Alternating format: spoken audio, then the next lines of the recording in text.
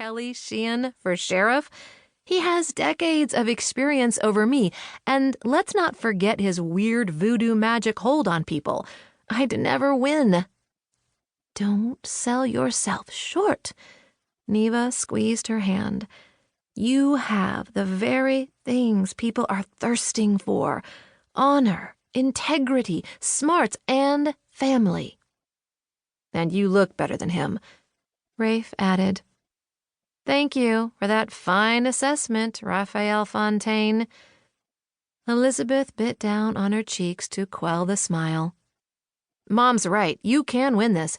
And once you've taken office, we can begin the process of weeding out the criminals and corruption that's been plaguing our communities for so long, starting with the drug problem." "Jason, you act as if I already have won the election. I haven't even given my consent to do this. I need time to think about it." "There's not much time.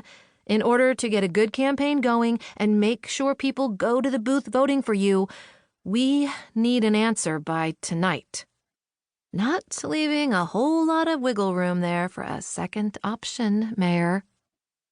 "The only option is another 4 years of Sheehan's corrupt and perverted version of law and order."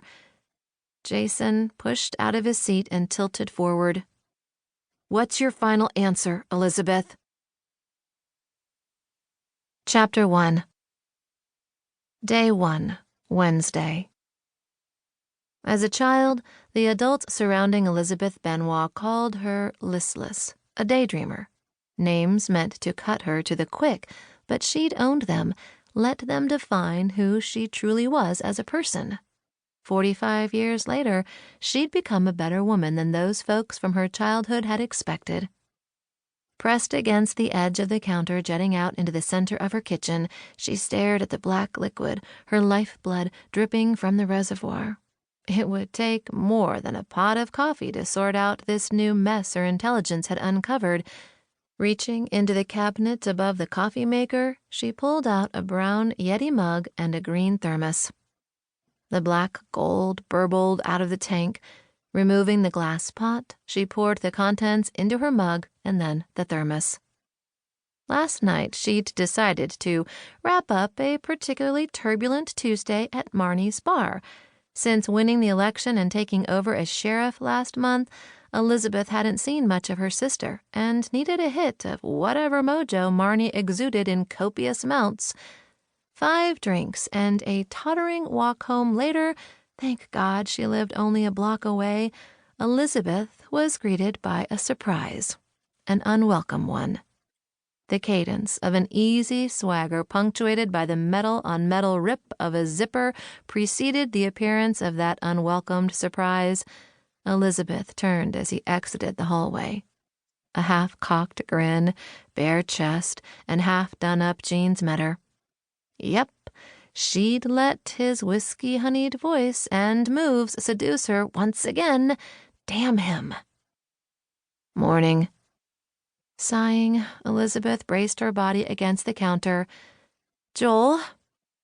The finely honed Delta Force operative strode past her to take a glass out of the cabinet above the sink and grabbed the half-gallon milk jug out of the fridge.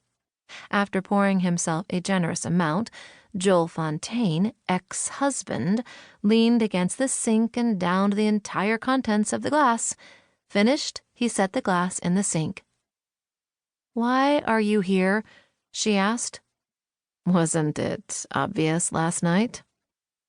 Rolling her neck, she crossed her arms and dropped her gaze to the squared toes of her boots.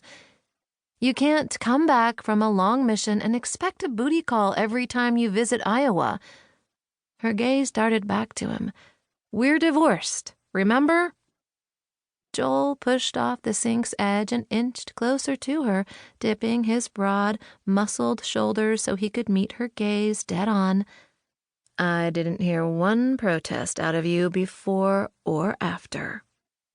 Anger snapped through her. "Because I was drunk, you ass." She pushed him away. "This," she jabbed a finger between them, "is why we divorced in the first place. Except for the sex, we're not good together, and even the sex had problems." Joel held up his hand.